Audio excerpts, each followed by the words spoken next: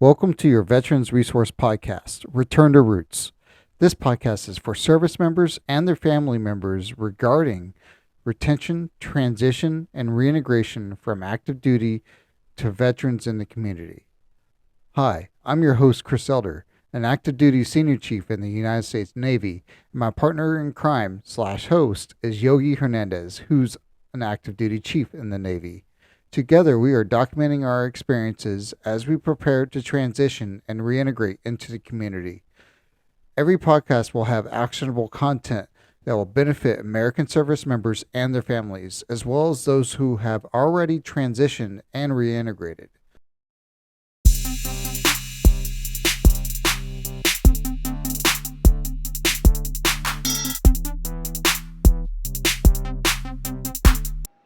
In today's episode, we have Marina Rabinek, who is a retired chief and the founder of the Military W.O.M.E.N Collective.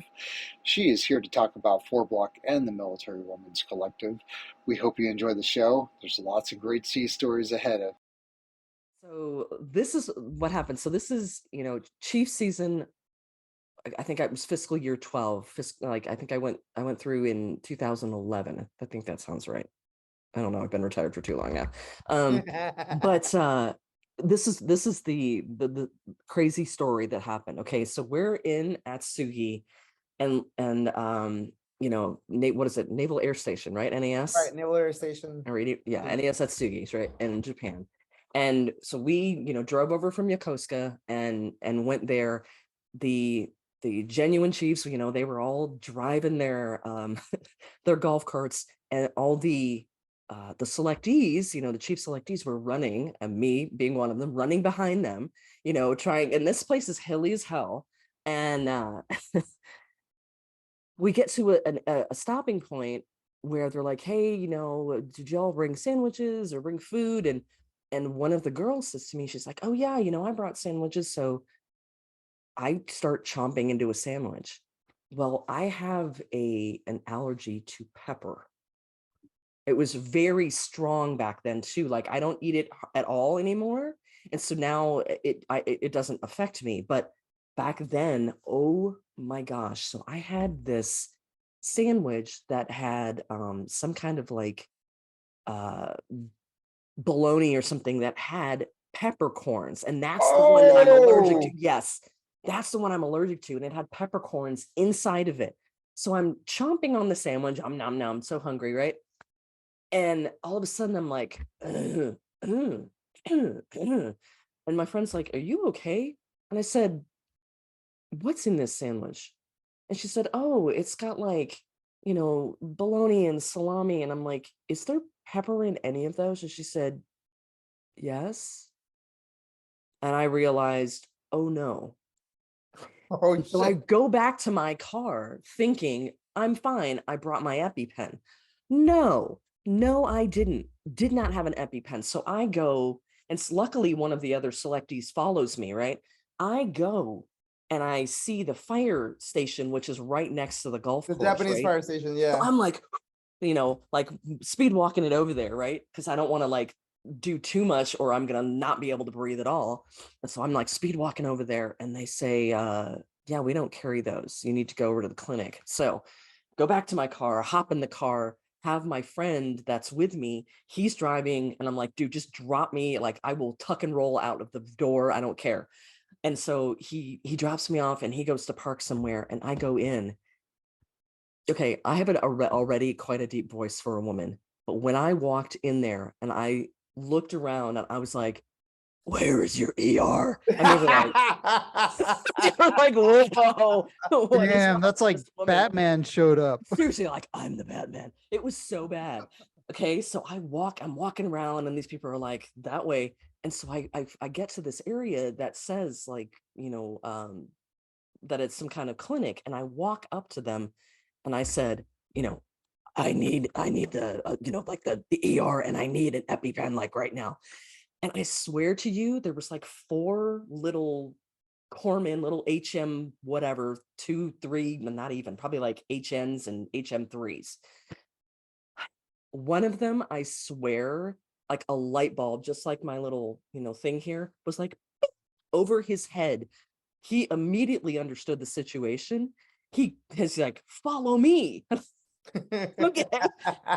So I start following him, and he's like grabbing nurses and doctors like out of rooms as we're heading towards their 2-bed ER.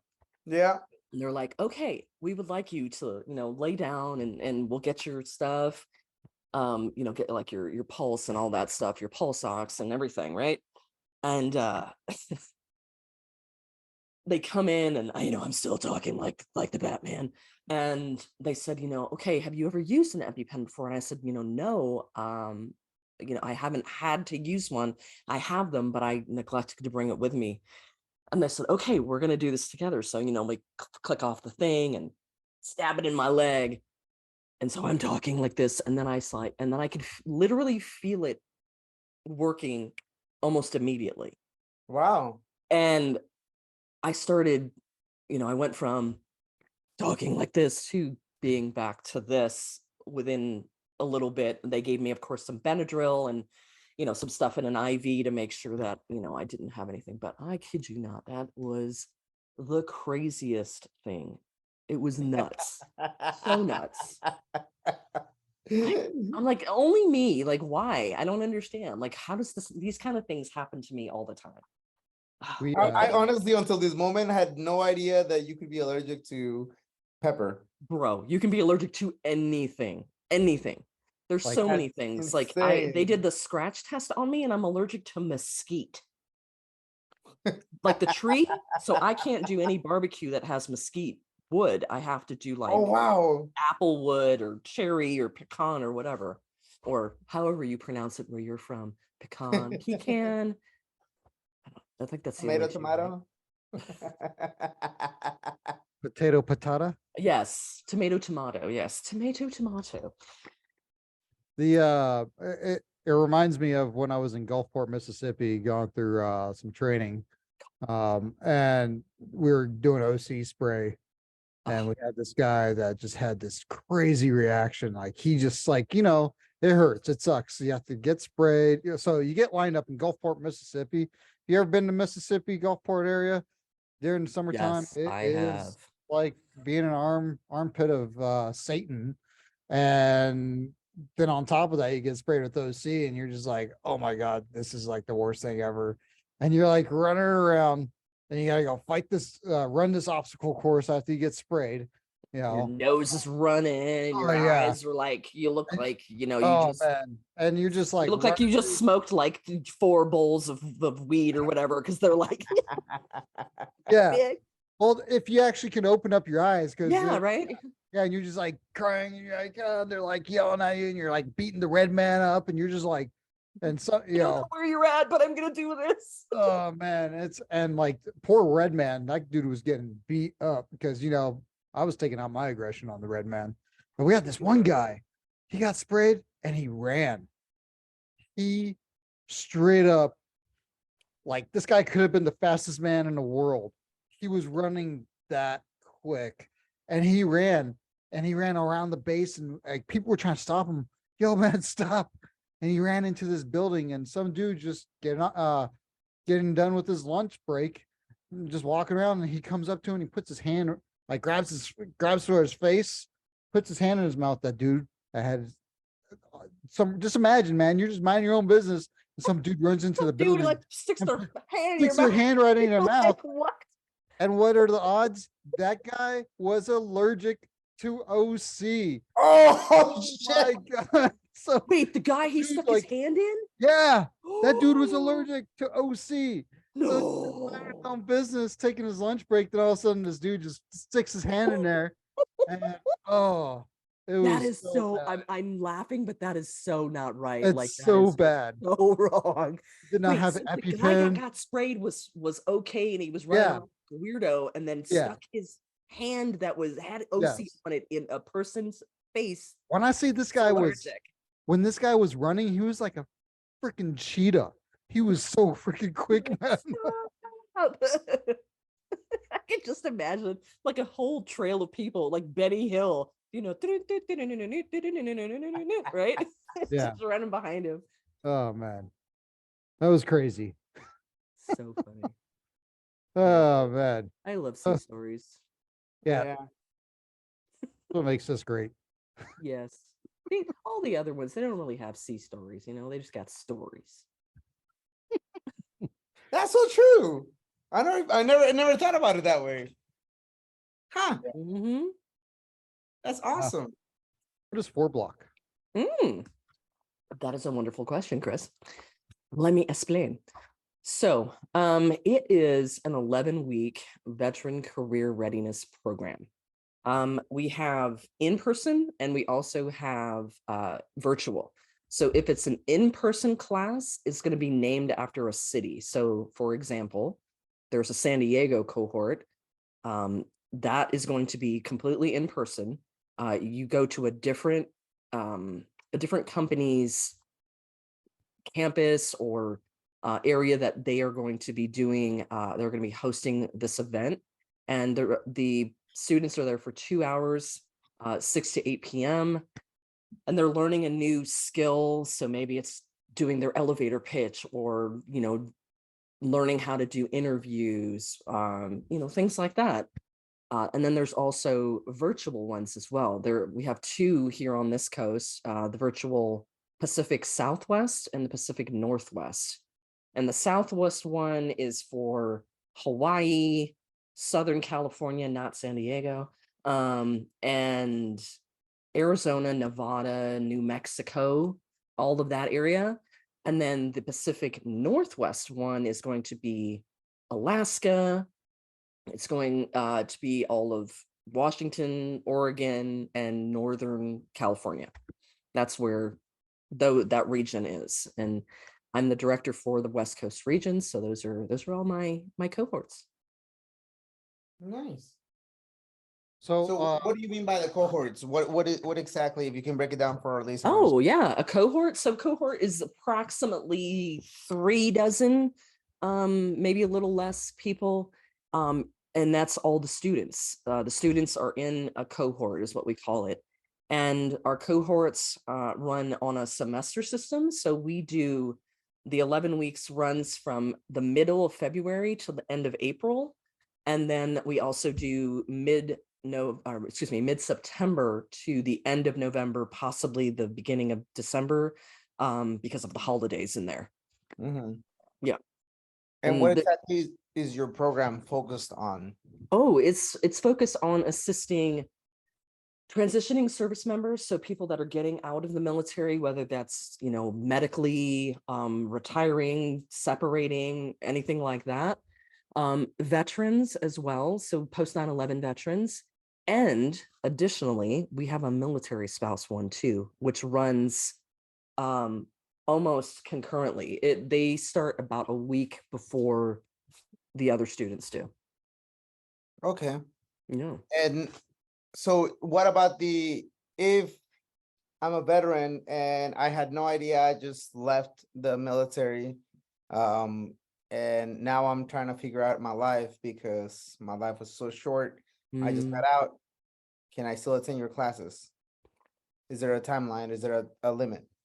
What do you mean? So are you saying if the person got out, and how long have they been a veteran though? Because if it's post 9/11 veterans, so Right. what are we, like 12 years past 9/11? No, what am I talking about? 9/11 was 2001. Sorry, I was like thinking 9/11 as in the year, like 2011. Wow. So we're like what, almost 22 years past 9/11? Yes. So almost Right? everybody that gets out now is Anybody that's retiring like around the time of you guys and me, because I right. only retired a little less than 2 years ago. I retired March 1st of 2020. 20? Like, wait, what year is this? Yeah, of March 1st of 21. So nice. in 23, it'll be 2 years exactly. Yeah, so like you said, anybody that's retiring right now, absolutely they should be applying. But here's the thing, if they apply now, they are most likely going to get deferred to September. We still have room in some of the East Coast cohorts, like the in-person Boston, in-person Charlotte, in-person Orlando, I know have a ton of space. or not a ton, but they have quite a bit of openings.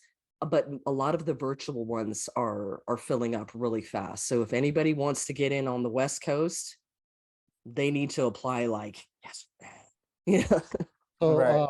what is the time requirement on this? Like, so Great obviously question. some people are like either they're still in, like, when should I apply to do this Mm, active duty? And also, what's the time requirement? that is a great question, Chris. So I recommend, because a lot of people like to do skill bridge or maybe do hiring our heroes fellowships and things like that. My recommendation is to do 4 block first before you do that stuff, because we're going to teach you the skills of how to do your elevator pitch, how to talk about yourself, like do your personal and professional story, which is really useful when you're doing the tell me about yourself, interview question, right? Or if you want to introduce yourself at a convention or a conference. Um, let's see, you asked about it's 2 hours a week for 11 weeks. So it'll start always at 6 p.m. and go till 8 p.m. So that for my military friends, that's 18 to 20, 18 to 2000. Okay. And it will run always on the same day. Now, if it's an in-person, it will change location. So they may have to drive, to like here in San Diego. Well, I'm not in San Diego, but here in Cali, right? For the San Diego one, it will change location. So maybe it's La Jolla and then Mission Valley. It's San Diego Metro is where you would Okay. go. For the Pacific Southwest and Northwest, it's going to be via Zoom. It'll always be on Zoom, and same thing, it'll be 6 to 8 p.m. It's always 6 to 8 local. So sometimes we have people that are maybe they're stationed on the East Coast, but they know that they want to live out here when they get out. What we recommend to them is, hey, apply to this one, but you're going to be going through it if you're on the East Coast, 2100 to 2300, 9 to 11 Right. p.m., because you have to account for that. Chris, you also asked about, when they should look into doing this. I would say about a year in advance. If you know that you're going to be retiring March 1st of 24, and you're also going to be doing a skill bridge or some kind of internship or a fellowship or something like that, maybe one of the pipelines for one of all the companies that do military pathways. Um, the reason I'm saying do it a year in advance is because you can get the practice for doing the interviews and all of that stuff with us, and then go in and be able to, ace your interview. Um, that's my thought. Uh, some people, will do it a little sooner because they want to be able to connect with those people they're meeting from the different companies, and be able to, talk to them about positions that are available. Either one works, really. I just think 18 months is a little too far out, but 18 months is great for looking into other resources like the Commit Foundation or Leader Transition Institute, or I mean, there's so many.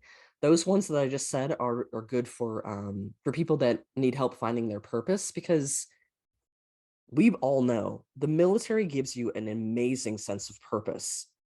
And I think that is some of the reason behind the 22, which now we really think is more like 44, military people that we're losing. Um, sorry, had to just thinking Yeah. about a buddy of No, no, mine no, that no. that I Yeah. lost. So It's okay. It's okay because we've all had people that we've lost. You know, whether they were in or whether they were out. yeah, There's a lot of stuff that a lot of the whole entire you're a pussy for going and getting help. No, honestly, you're strong. We are believers on the show that it's a sign of strength to absolutely. go get help. And here's the word you said earlier, the cat, PUSSY, right? Um, I think it's very interesting that we use that word to say that someone is not is weak or not strong, when you got to think like what comes out of there. Oh Okay, no, like I was referring to watermelon cats. sized thing comes out of that. That's like the strongest part of any body, That's not what I like refer to that thing that at all. area is strong. Strong like bull, right? Just for the record, that's not what I call that. And I have 7 cats. And if you ever seen a cat run off, they run off. Like they don't know you. Whew, they're out. That's, I don't know. I'm a farm boy. I'm sorry. No, I'm just messing. But no, I mean, I do think I think, that is one of the strongest parts of any body, male or female. But no, I know what you're saying. I really do. I know what you're saying with regards to mental health. Like we need to do so much of a better job for our active duty and our veterans. We really do. I think And yeah, go ahead. I think it's finally starting to get some traction within the military. It is. To and I mean you were there during 2010 Yep. when the sexual assault, the advocacy became massive, Yep. right? It was no longer a stigma. No. Or it was working to not be a stigma. Now it is not a stigma. I can tell you that. I mean, Yeah. compared to what it was, it is fascinating to see where we're at in the military now. And I hopefully, mean, I came in 97, okay? 97. And I mean, y'all are got to be close to that. Like maybe 2000 the other way, 90. oh, so I came in 2002. 2002. Chris is like 2003. 5. Okay. Yeah, I'm like, which direction is that? Is that up or down? This guy right here, he's been in a little bit longer than I have. So I mean, I did 24. Man, look at And you, achiever, overachiever. I know. But the difference between now and then, I mean, some of the stuff that what you're saying of how it's not a stigma anymore. I definitely agree with what you're saying, Jonathan, because that, it's not just mental health that was a stigma. It's not just assaults that were a stigma. It was harassment, Yes. all of it.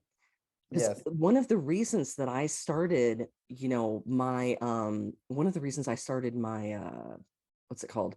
My nonprofit, Military Women's Collective, was because I felt like there needed to be something focused specifically for women and for women veterans and for women active duty women. And because there's some, but most everything is catered towards men, because honestly, if you think about it, corporate America and the military were created for white men by white men. Correct. So you're like, hey, but I have blonde hair, blue eyes too. So you yeah, exactly. You're like the epitome of what we're talking about. But my sister hair, was just reminding me about that.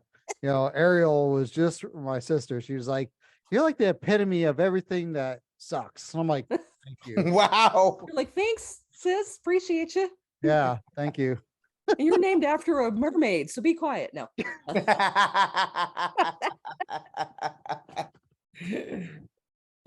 Oh my gosh. I don't know where that came from. That was funny. But yeah, I just, man. I do see. I think we miss the camaraderie, right? Oh, Like absolutely. I miss this. This is what I loved about the Navy and the military, was there was the camaraderie, right? I don't miss the comments, like harassment comments. Like I said, the reason I started MWC was I had an officer, and this is when I was enlisted. I was an E5 at the time. This person was the chief engineer on a ship that I was their TAD for all the non-military people. That is temporary. What is Assigned duty. assigned duty? I was like, what is it called again? I'm so used to hearing it like the Navy, or not the Navy, but the Army people call it TDY, and TDY. You're right. you know, and I'm like, I don't even know what that stands for anymore. Temporary, just I don't know, temporary duty. Maybe it's just temporary duty. Maybe that's what the Y is for. Maybe, It's yeah. the Y on the end of duty. TDY. But I was there to help their sonar gang, you know, with stuff. And I'm in the gym and this guy starts hitting on me. And I'm like, who is this dude? Long story short, I told the command master chief about this, and they ended up, it was like a firing squad. I was in the at-sea cabin of the captain with the commanding officer, the executive officer, and the command master chief. I'm here and the three of them are there, and it was like pew, pew, pew, pew, pew, pew, you know, like a firing squad. And they basically accused me of not telling the truth. And and I was like, excuse me, like what? Why I am a guest on your ship. Why in the hell, you know, Whiskey Tango Foxtrot, right? Why in the hell would I make this up? What reason do I have? I'm not even a member of your ship. And I had brought somebody that was a member of the ship that he was doing this to as well, that he was, you know, harassing like that. Come to find out later on, I get a call after I get back to San Diego, and I'm working at this time at the schoolhouse. I get a call from the JAG, the Judge Advocate General. I like to unacronym things because I know not everyone listening is military. No, yes. You know? Thank you. No, thank you. So I'm very used to doing that now. But the JAG for us obviously is the lawyers, and I get a call from them, and they say, you know, hi, we'd like you to come over here so we can depose you. And I was like, you want to what now? And so I get over there and they say, you know, we'd like you to be a witness for the prosecution against this person, against this chief engineer. And luckily for me, I kept all the emails that he sent to me from his personal email. He was sending them to me. I forwarded them to my personal email because I was like, this dude is great, right? You want to hear my most favorite thing about this? His email address. I'm not going to tell it to you, but the word that was in his email address just made me understand what kind of a person that he is. The word puissance in French means power in English. Really? Like, okay. So you know what I'm saying? Like, this is the kind of person, like, you need to have that in your email address. Come on. So yeah, it was nuts. And from there, like, that's the origin story of Military Women's Collective. I wanted to make sure that there was somewhere, you know, for women to go to connect with others. You know, the women, like the word women's inside of Military Women's Collective means warriors offering mentorship, empowerment, networking, and support. Because I wanted to make sure that everyone knew that they have a voice, you know? As I was mentioning to you off camera, I have a really good friend of mine that's how I first met you vicariously. Yep. Yeah, through her. Yeah. And although I'm not a woman, right? I was very intrigued by everything, the conversations that you were having via LinkedIn. Yeah. All the information and all that. And I was like, this is amazing that there's some people out there that are actually willing to, you know, help transition and stuff like that. Oh yeah. And from talking to my friend, I mean, she loved the experience, everything about it. And this was someone that was, you know, she couldn't make the next rank up, which, you know, I think she, you know, perspectives, she deserved it, but it is what it is, you know, time and place. And by the time that she was transitioning out, everything was like, boom, rush, dump. Now, what do I do with my life, right? Yep. And so your program it's a testimony that your program works, and it's fascinating. So I just wanted you to know that too. Oh, I appreciate that, man. That's honestly, and I tell this to people all the time, my purpose is to be of service to others, especially military, like transitioning service members that are getting out, veterans. That's my community. Like it becomes a part of your identity when you've been in as long as we have, like all three of us, right? Yes. When you've been in as long as we have, you get, I like to call it institutionalized. No, absolutely, You 100%. really do. Like you learn a different language, like, JAG, what does that mean? And TAD, what does that mean? And, like there's all these different, and we speak a whole different language. And what's even more nuts is that we speak a different language than all the other branches too. Like, and all of the branches speak different languages. Like we call it the head, they call it the latrine or the toilet or the restaurant or whatever it is, like we have a galley. Another sea story for you guys. I went to school. Yes, I was a sonar tech, but I also, for the last about 6 or 7 years of my career, did equal opportunity work. I was what they call a command climate specialist, or back in the day, it was an equal opportunity advisor, and you work for the captain of your unit, right? Of your, either your base or your ship or whatever it is. And so, hold on, I forgot the story. What was I going to say? Oh no. Wait, hold on. Oh no, I just forgot the story. You're gonna have to totally cut that out, because wait a minute. Wait, what was I gonna say? Wait a minute, it'll come back. Give me a second. I was talking about EO. Ask me another question, quick. It'll come back. I'll tell it in a minute. You can cut it, you can splice it. Oh dang it. What was I talking about? I hate forgetting stuff like that. You're talking about how you got orders somewhere else, as Simeo or galley. What about the galley? Oh, thank you. Yes, you said, okay, we were talking about the galley, because we call, thank you, galley. Yes, Chris, I'm so glad you're like in my brain here. The galley is what we call our place we have lunch, right? It's like our cafeteria is what it would be in the civilian world, right? Well, I'm in Florida, which is where they do the equal opportunity school. Okay. It used to be Patrick Air Force Base. Now it's Space Force Base. Okay. So, and the school is called W.O.M.E.N, the Defense Equal Opportunity Management Institute. Boom. Wow. Nice place. Super fun. And so I'm there, I go to check into my hotel, right? It's the Air Force Inn on the base. And this guy is giving this great blurb, blah, blah, blah, blah, blah. And he's telling me like, this is where this is, and this is where that is. And he's like, yada, yada, yada, DFAC. And I went, what did you just say? I said, you gave me all of these things, and then you just acronymed me. I said, I speak Navy, not Air Force. I don't know what you just said to me right now. I think I knife handed him. But he's like, DFAC. I said, yeah, what is that? He's like, dining facility? I'm like, DFAC dining. It makes sense. I understand that. Thank you. And so now I know the translation for galley is DFAC, or chow hall is what the Army calls it, right? But it's so funny that we all speak such different languages, really, because in the different militaries. So You said DFAC, and my mind immediately went into NAFAC, which is now the new Navy facilities, right?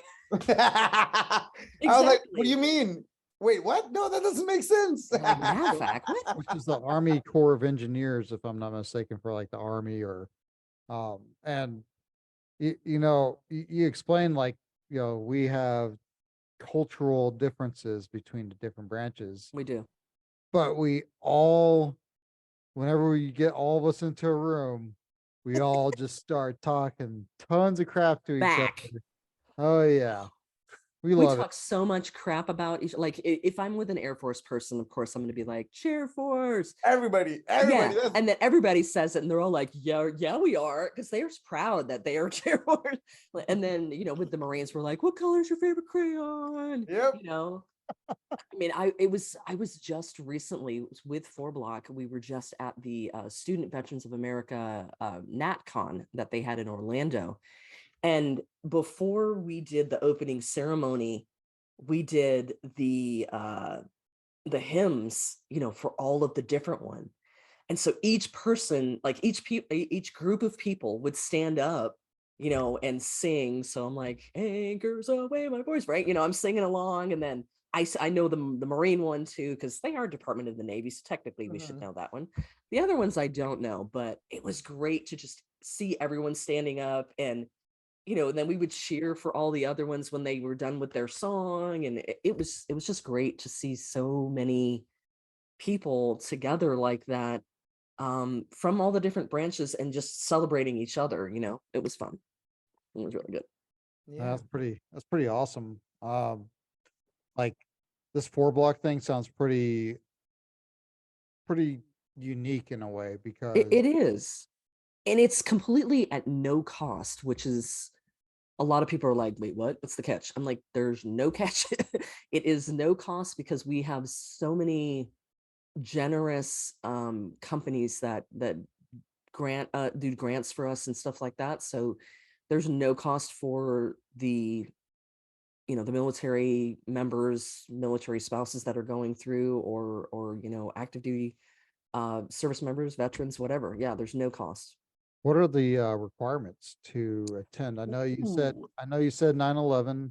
Yep. I know you said veterans. I know you said active duty, but is Mhm. there additional requirements? There is. So post 9/11, you were right about that, or active duty. The academic requirement is to either have your bachelor's or be a sophomore. So you can be a student veteran that is a sophomore, because a lot of sophomores are looking into internships, and some of these companies that they're meeting offer those kind of internships for sophomores in doing their undergrad.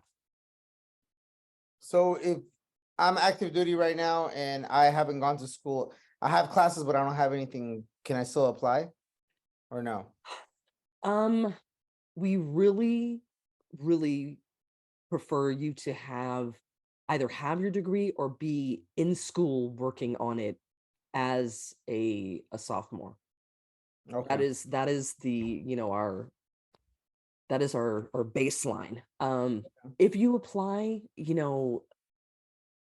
and you don't have that, there's a case by case thing that we can talk through.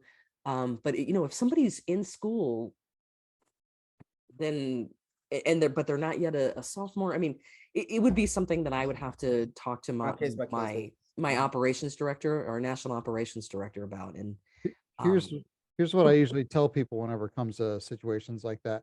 yeah, It does not hurt to apply. it never does. Absolutely. Let them Yeah, tell you no. Don't tell yourself no. Never tell yourself exactly. no to anything. Just apply for it.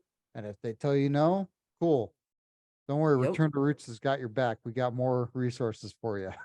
Absolutely. But I mean, even then, all the resources that you're providing, they're fascinating. And all the So many more. like I have what? so many more. Tell us. Oh, hold on. Let me bring up my PDF then, because I've got a PDF. Transitioning services. Obviously, 4 Block is here, but there's all kinds of other ones like Boots to Books. Phenomenal. I love myself some Peter Klein. Peter Klein is the founder of Boots to Books. Fantastic gentleman. I mean, he has created something where they provide education assistance for you to help decide on what your school and your major is going to be. They help you with funding for books, like your essays. If you need assistance with, what you need to say, they do that. These fellowships and scholarships, I have done the top one here, which is the Yosemite Veteran Leadership Education Seminar. It starts out of UC Merced in Central California, and then you go into Yosemite Park. Wow. Amazing. Oh, it's so amazing. I mean, wow. A good friend of mine, she did the Hoover Fellowship, phenomenal. She worked with Condoleezza Rice. I mean, what? This is Hoover Institute at Stanford. The Pat Tillman Foundation. I'm actually applying to this one myself because I'm doing my master's degree right now. And they are like Tillman scholars. What? I mean, seriously. Then this one here is called the Focus Forward Fellowship. As you can see, this is women only. It is a year-long program, but you do a 5-day in-person at Purdue, at the Military Wow. Family Research Institute at Purdue. And then like Boots to Books, like I says, they help you to get into school. You've got Warrior Scholar Project, WSP. I went through them. It had been, and I'm being honestly transparent here, y'all. It had been 15 years since I had done my bachelor's degree. Okay. And I was starting up my master's degree last year. And I was like, I'm going to fail so hard because I don't know what I'm doing anymore. You know, like I had been out of high school for quite a long time.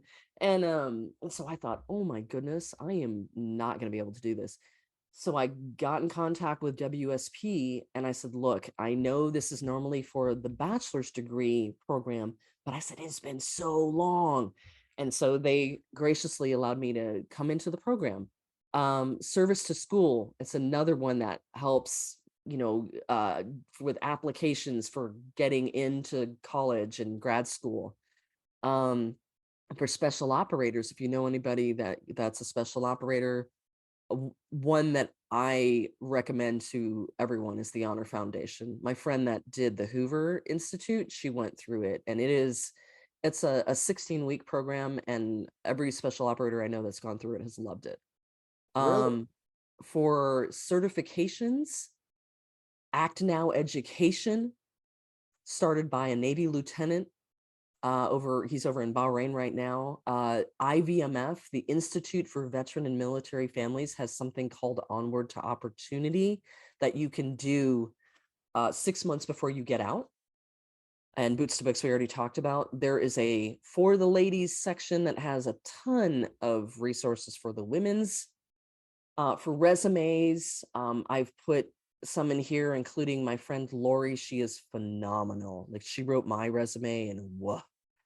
So good. I mean, every single person that I turned it into, I got an interview with. For doing interview practice, we have Candorful, as well as LinkedIn. On LinkedIn itself, there is an area where you can do interview practice. If you're looking for a mentor, if you're looking for a purpose, headshots, you know, you want to go back to school, you want to look into entrepreneurship. I mean, literally, I think I have like 3.5 pages. Yeah. All of the stuff here, like this is SoCal specific. For my gentleman's here. VA disability info. I mean, I went all out, you know, like I wanted to give people as much as I could. Because we, you know, and I know I said this off camera earlier, but getting out of the military really is a roller coaster of emotion. Like one day you're like, yes, I'm getting out, whoa! Right? And then the next minute you're like, oh my God, how am I going to pay my mortgage? I don't understand what, and I don't want to do what I've been doing this whole time. Or maybe you do. I mean, there's so many choices. The world is completely open to you. And that's why, you know, I said this to y'all earlier. I said this to you guys off camera also. Look into these ones that talk about, you know, finding your purpose, because we've been institutionalized when we're in the military for so long that all we think is military speak and military thought, right? The world is completely open to you when you get out.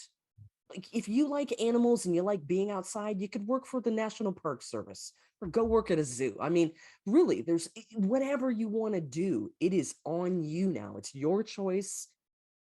You just have to want to make it happen. The duality of now you do have literally all of these choices, Yes. which one are you gonna make? You're no longer, Yeah. in your mind, right? And this is something I have, and I am still struggling with, Yep. right? The world is literally my oyster, right? It My is. wife says, "Hey, where do you want to go? Where do you want to retire?" I honestly don't care. Anywhere in the world is fine to me, right? Right. That's problem one, and good thing one at the same time, right? It is, because you can choose. I mean, and here's what I'm going to recommend. Look at those states that don't what do they call? They don't tax your retirement. Yeah. Here in California, our retirement is taxed. Disability is not. That is completely tax-free, right? But your actual retirement from the Navy will, and from that's for all the branches, will be taxed here in California. Most other states, I think there's not that many left that actually either they do not tax it, or if they do, it's a percentage and not all 100%, right? And then the other thing is, do you want to work remotely? Do you want a hybrid? Do you want to be in person all the time? Here's a book that I recommend. Ooh, I was going to ask you that here shortly. So this is one that I got for myself back in 2020, because that's when I was looking, at doing. Oh, I love that book. And it's I got that haven't little read it in a flower long in the time. center. I mean, the flower, I love the little flower in the center here, which I'm trying to find. The flower in the center here, like my preferred kinds of people to work with. What are my working conditions that I want? What's my goal and my purpose? What kind of things do I love to do, and where do I want to be geographically? Do I want to be in the mountains? Do I want to be by the water? I mean, here in Cali, we're lucky because, hey, water, mountains. I mean, I'm literally in an area where I am an hour from every kind of weather. I can go desert to Palm Desert. I can go up to Big Bear. I can go down to San Diego or over to Oceanside. I mean, any one of those. And there's more books than just this one. My book's about to fall out. There's this one, Beyond the Military. This is another one that I recommend. Jason Roncoroni, that you can see over here. I told you guys about the Commit Foundation. He's one of their executive coaches. And then another one that I really recommend is the Transition Mission by Herb Thompson. That dude is awesome. He looks like Grizzly Adams. He has like the mountain man beard. It's like that. Well, I can tell you that I just re-downloaded the What Color Is Your Parachute, so I can start reading it. Hey, if you want it, you can have my copy if you want. I won't say no. I'm gonna be down in San Diego. Wait a minute, we're still recording. I'm gonna be down there. Eventually. I'll give you a date offline, but I can totally give you the book if you want it. That would be an honor. Oh, awesome! I'll even write a note in it. Yeah, I was gonna ask that. To Jonathan from Marina. No, this roller coaster of emotion will not be, anyway, I really like your roller coaster of emotion I think I saying. need to trademark it. And I have a saying about transition. They have that proverbial fire truck that they just kind of roll over that sailor that needs some water. It's like, hey, I'm thirsty for some knowledge on what I need to expect for when I get out. Yeah. This fire truck just runs you over.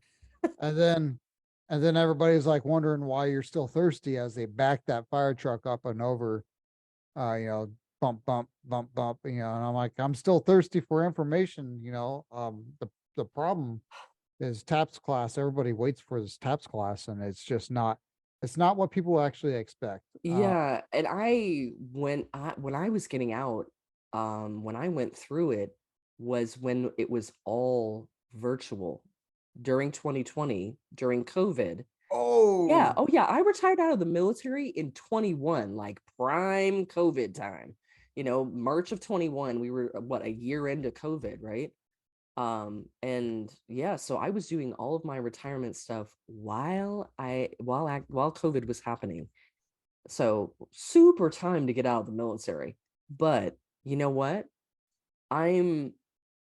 This is if I was to give you one thing that you need to do now, like the two of you, and anybody else that has maybe like a year or even a year and a half left, network. Oh my goodness, network like your life depends on it, because it does. I mean, really, okay? And there's, I mean, I could teach y'all how to do networking on LinkedIn. It's so it's so easy. I mean, it really is, to find people that you know, that want to help you, that want to you know, be of assistance to you. And I mean, there really is. There's so many people out there that just want to help. You know, like I'm one of them, but in San Diego, like on that PDF, a lot of those people that are on there, that's all they want to do, is to make sure that that 22 or 44 number doesn't go any higher. You know, we want to make sure that we assist as many people as we possibly can to transition successfully into a meaningful and purposeful career, whether that be entrepreneurship, whether that be corporate America, nonprofit, like where I'm at. There's so, like you said earlier, the world's your oyster. Like you can choose to do whatever it is you want, but you need to start networking now to find out what it is that you're actually going to want to do. Because when you're networking on LinkedIn, you're asking people, hey, can I do a 15-minute, you know, virtual or in-person cup of coffee with you to do an informational interview? That's really, like, I did so many of those to find Really? out. Yeah. Oh yeah. Yeah, you can do it, you can do over Zoom, you can do it on the phone, you can do it in person, and just say, you know, I would really like to find out, you know, what it is that you do. You know, oh, you do change management. What does that mean? Oh, you need to have an industrial and organizational psychology degree. Don't have that. Okay, need to look into that. Uh, like, oh, there's so many different. I noticed that one because I was looking into change management for a while, and I noticed almost everyone that worked in there had an IO psych degree, and I didn't have that. And I realized, you know what? This is not. It doesn't feed my soul. Like, I need to do something that feeds my soul, and I think y'all, it's pretty freaking obvious that what I do, I I'm about to swear too. I'm about to drop some anything. Anyway, some foxtrot bombs, right?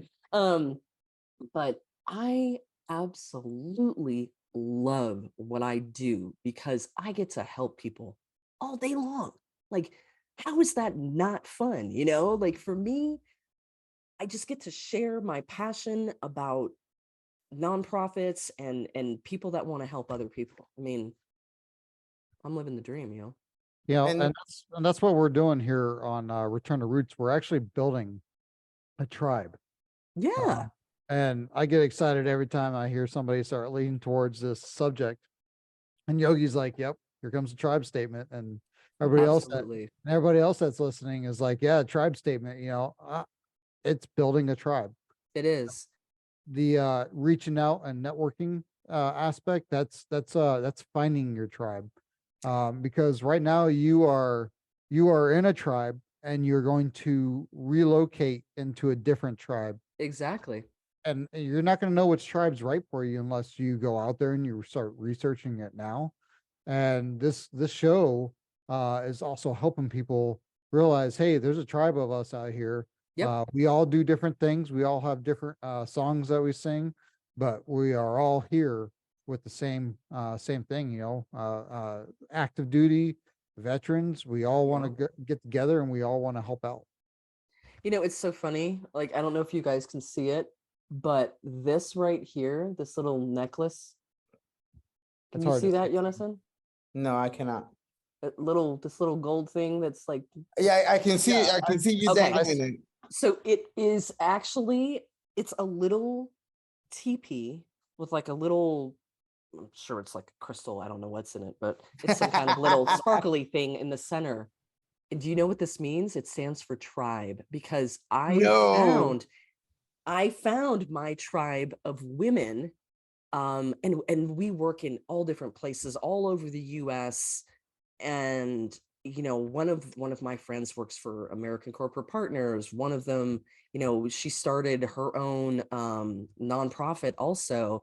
One of the ladies I talked about that does the resumes is another friend of mine. I mean, and all of these women, um we met each other through a nonprofit that we all worked or volunteered with. I shouldn't say worked with, but that we volunteered with, called Vets to Industry. And if you want to talk networking, there are two nonprofits or two entities that I highly recommend. Vets to Industry. Every month they will do a networking Zoom event, and it can be anywhere from like 3 to 500-600 people. And then the other one is called the Key, which it stands for Keep Elevating Yourself. Yep, that's the number 2, and then Industry. Yep. And yeah, the Okay. Key is the other one, and both of them are really great for doing networking with companies, recruiters from companies, for veteran service organizations that maybe you haven't heard of, other transitioning military members, and just people, veterans that want to help, Yep. That's fascinating. Wow. And so one of the things that me and Chris talk about all the time is that you don't know what you don't know, right? Oh, So yes. when you're Absolutely.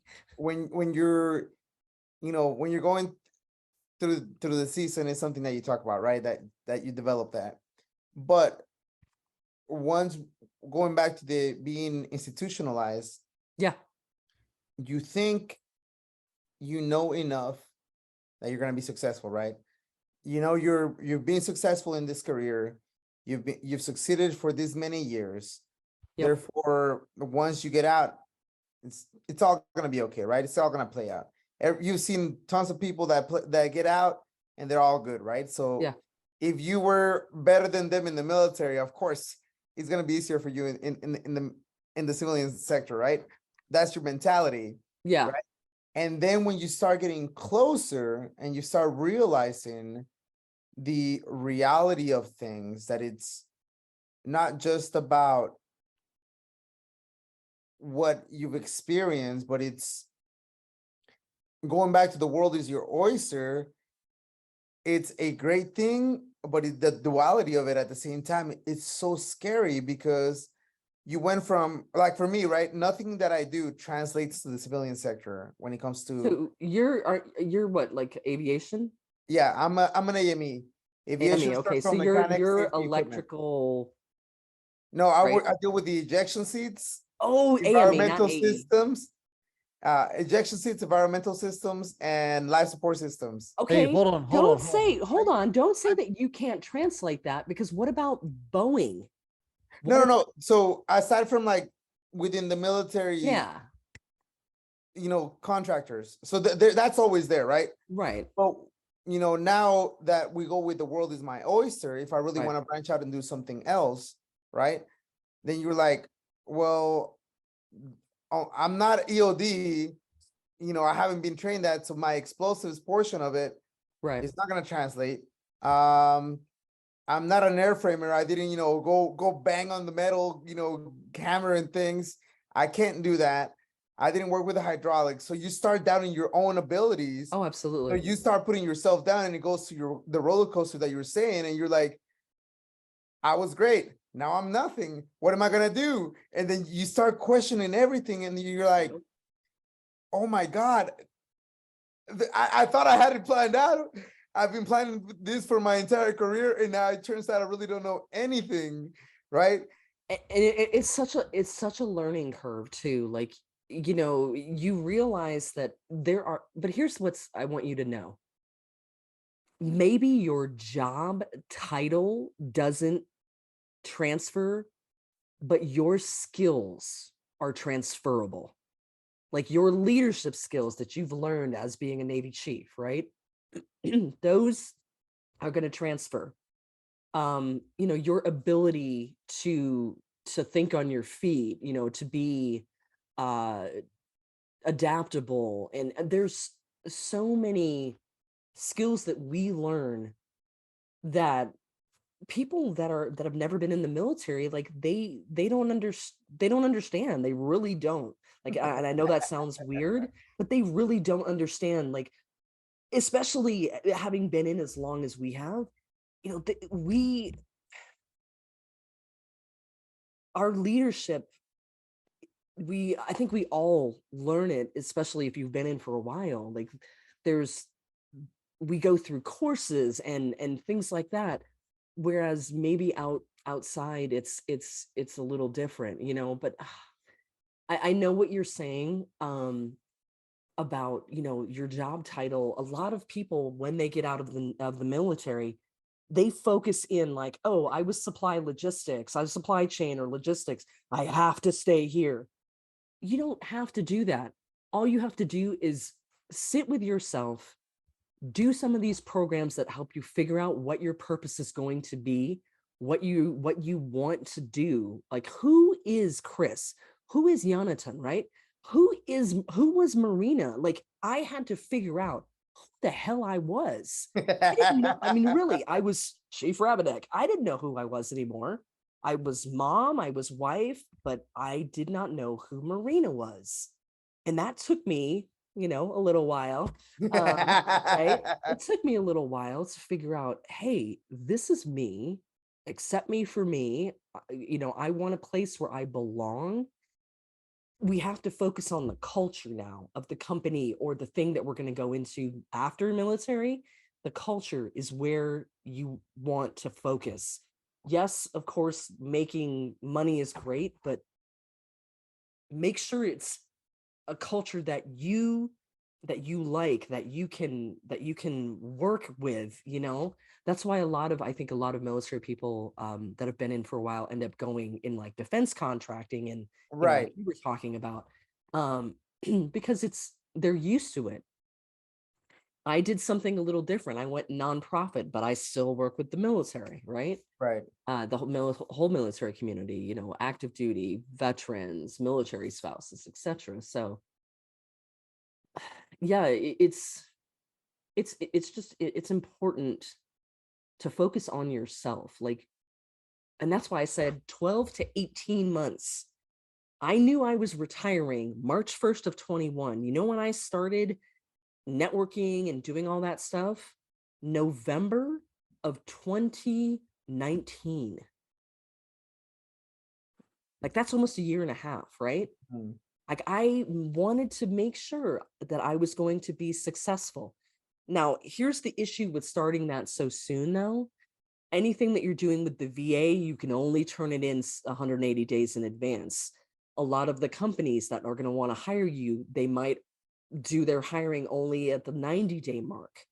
So if you're starting at 180, look into different nonprofits or different programs that you can do that far ahead. Make sure that you start looking into personal life insurance. People forget about that stuff, okay? They don't think, oh, I have SGLI, I'm cool. The VGLI, if you end up getting 100% permanent and total disabled from the VA, that is the only one that's going to accept you, the VGLI, because they see, oh, you're 100% permanent and total. We can't insure you now. Other companies, I have friends that have gone through that, and they had to take the VGLI. There's so many different things, that I could tell you, but I feel like I've said quite a few of them. So with that being said, we want to bring you back. Okay. We can have more of a deeper conversation. Like a second, you want me to come back a second time? We would love to if you're available. Oh, hell yeah. I mean, yes, please. And it could be like in the future or stuff like that, because it seems like you're continually grinding and you're finding more resources out there. Yep. So All the time. we we do these episodes not just to just be like, okay, well, what do you got today? No, it's a building a tribe. So yes, we always welcome everybody back on to Return to Roots because it's a tribe. It's a group effort. Absolutely. Whether it's another full-fledged podcast or if it's a special, Ooh. we plan on doing live events, guys, and yeah, we also are going to be doing shorts. There's going to be a lot of different stuff. So, You just said in-person events, didn't you, Chris? live in-person events eventually. Yeah. Interesting, because Military Women's Collective does in-person events too. So, Return to Roots is not bound by just one thing. I completely forgot to mention one of the most important ones for a lot of military members, the Veterans Beer Club. The what? Yes. Yeah. Jonathan's like, what? Como say what now? Okay, so the Veterans Beer Club, they have them in multiple different areas throughout the US. There is one down in San Diego. There's one up here in Riverside County. We do another one up here.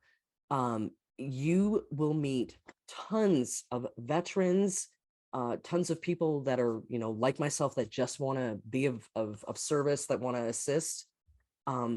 Highly, highly recommend it. You can look on Eventbrite to find their when they're going to be doing the next one, or on LinkedIn as well. They've got a LinkedIn on there, and I think on Facebook too, actually, but I don't do the book of faces. Hey, I call books of faces too. I think I don't know. I don't. Yeah, it's It's not a okay. jam.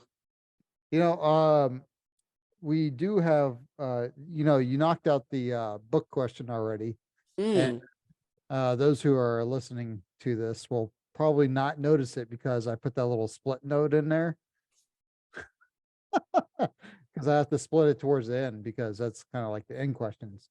But we do have additional questions. So if you were to go back to your 18-year-old self, what would be that one piece of advice that you would tell yourself? To my 18-year-old self? Mm-hmm. Oh, wow. Because this is a hard question for me. Because at 18,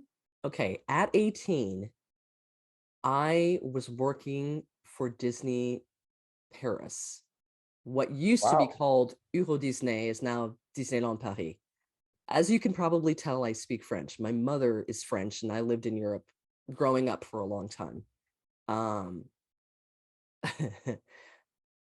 But the problem is, if I tell myself what I'm about to say, then my life is totally different, and then I'm not doing what I do now.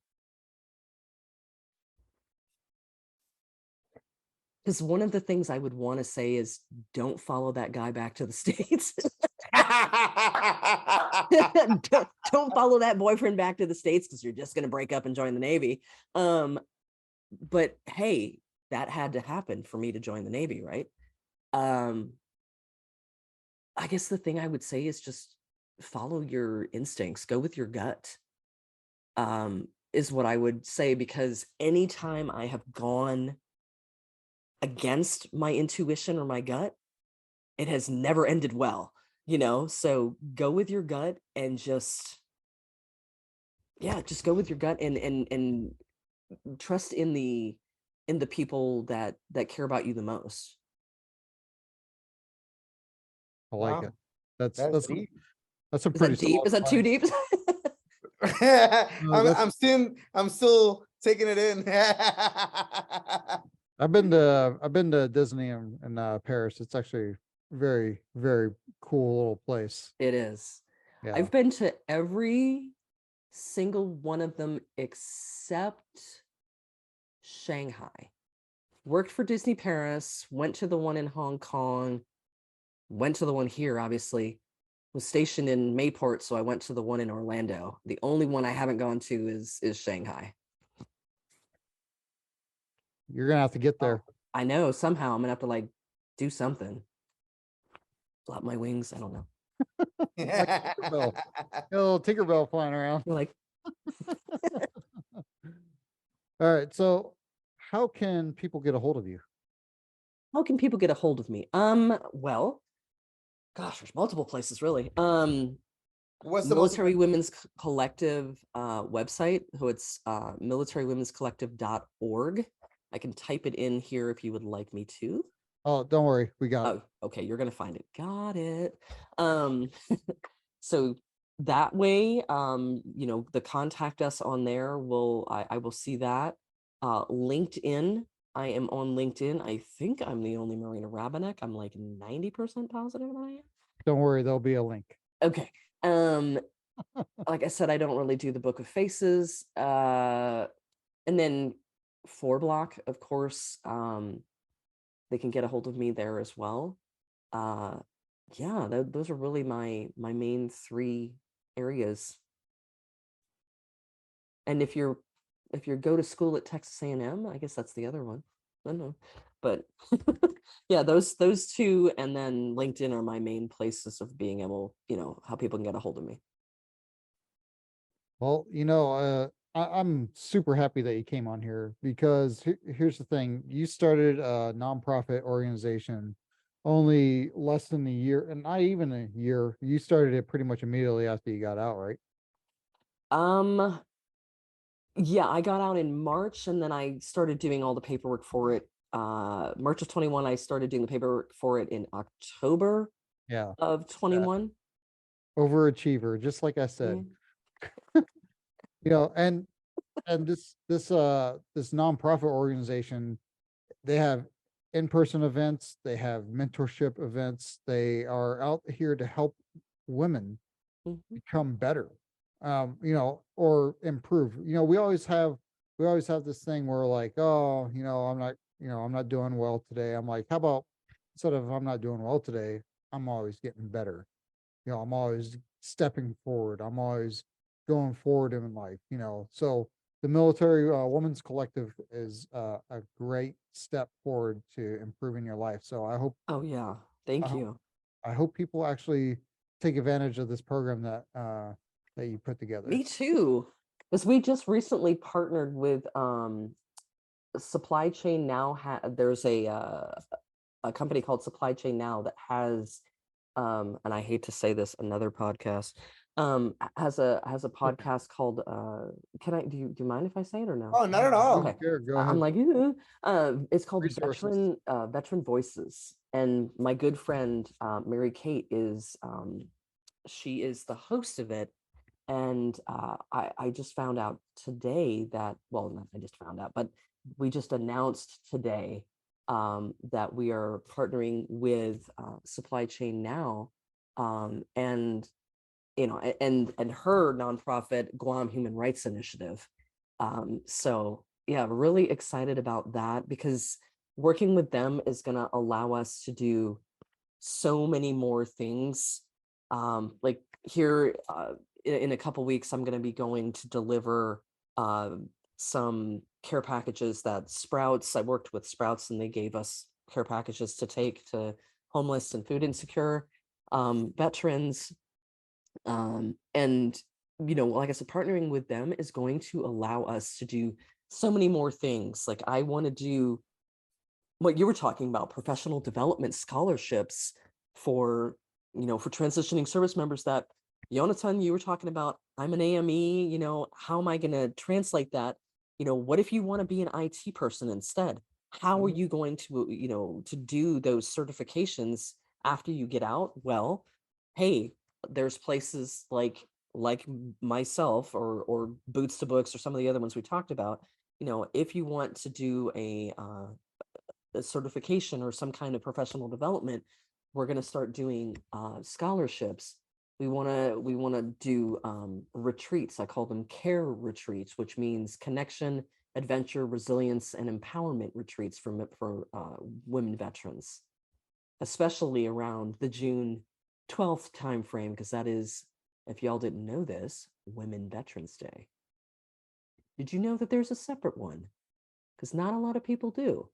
November 11th is for everybody, right? That's Veterans Day. But Women Veterans Day, June 12th, is the day that President Truman signed saying, hey, women can serve in the military now. That's an important piece of history for It everybody. sure is. Yep. So, yeah, I really am thanking you guys so much for having me on the show. I mean, this was awesome. I really enjoyed it. We definitely feel the same way, and thank you so much for coming on here. I know everybody that's listening has just gotten a lot of information, so take a look at our Information overload, probably. yeah, take a look at our show notes. We're going to be having a lot of links. If you don't mind sharing us the links that you have, Oh and yeah, I'll send you the we'll PDF. we'll have that also in there as well, because there's so many resources out there. Yogi, do you have any final shots? Nope, just like I mentioned, thank you so much for everything you're doing. You are part of our role models or inspiration, and we want to be a part of your continuous growth. We want to be a part of your tribe. So Oh, and I'm happy to be a part of yours. Maybe I can get you guys necklaces too. yes. I'd support it. They're All very right, everybody. dainty though. I don't know if it's gonna look good. We could use it as a bracelet, Yeah, I was gonna say you wear it as a bracelet.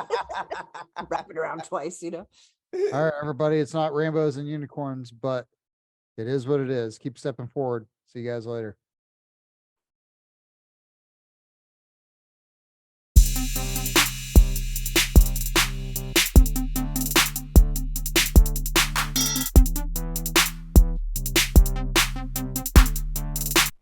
Do us a solid. Share this content with everyone you know, regardless if they're associated with the military or not.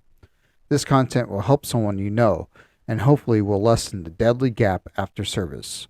Our goal is to do whatever we can to reduce the number of suicides from 22 to 0 within the community.